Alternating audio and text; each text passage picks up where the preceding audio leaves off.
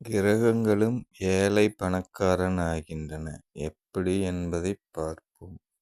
முதலில் சூரியனை எடுத்துக்கொள்வோம். சூரியன் மேச ராசியில் உச்சம் பெறுகிறார். அதனால் அவர் அங்கு பவர்ஃபுல்லாக இருக்கிறார். அதனால் அவர் மிகப்பெரிய பணக்காரர் ஆவார்.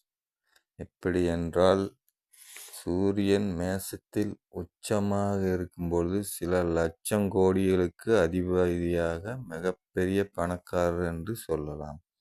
அதே சூரியன் சிம்மத்தில் இருக்கும்போது, சிம்ம ராசியில் இருக்கும் பொழுது பெரிய பணக்காரர், சில 1000 கோடிகளுக்கு சொந்தக்காரர்.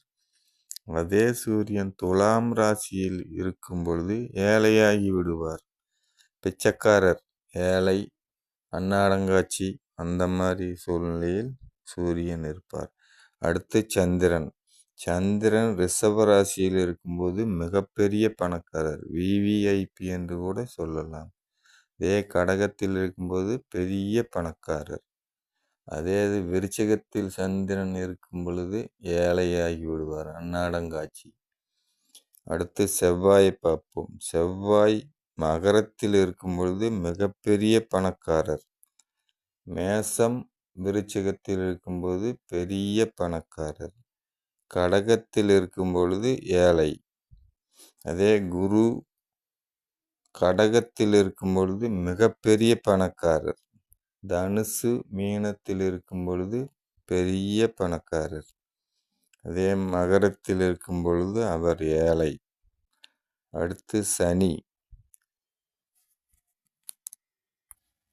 சனி துலா ராசியில் இருக்கும் பொழுது மிகப்பெரிய பணக்காரர். மகரம் கும்பத்தில் இருக்கும் பொழுது பெரிய பணக்காரர். மேசத்தில் இருக்கும் பொழுது ஏழையாகி விடுவார். புதன். புதன் கன்னியில் இருக்கும் பொழுது மிகப்பெரிய பணக்காரர், அதாவது விஐபி. மிதுனத்தில் இருக்கும் பொழுது பெரிய பணக்காரர்.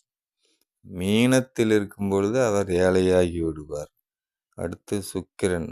சுக்கிரன் மீனத்தில் மிகப்பெரிய பணக்காரர். ரிஷபம் துலாம் ராசியில் இருக்கும் பொழுது பெரிய பணக்காரர். கன்னி ராசியில் இருந்தால் அவர் ஏழையாகி விடுவார். இதெல்லாம் ஒரு மாறுபட்ட கோணத்தில் ஆட்சி, உச்சம், நேசத்தை பற்றி சொல்லியிருக்கிறேன்.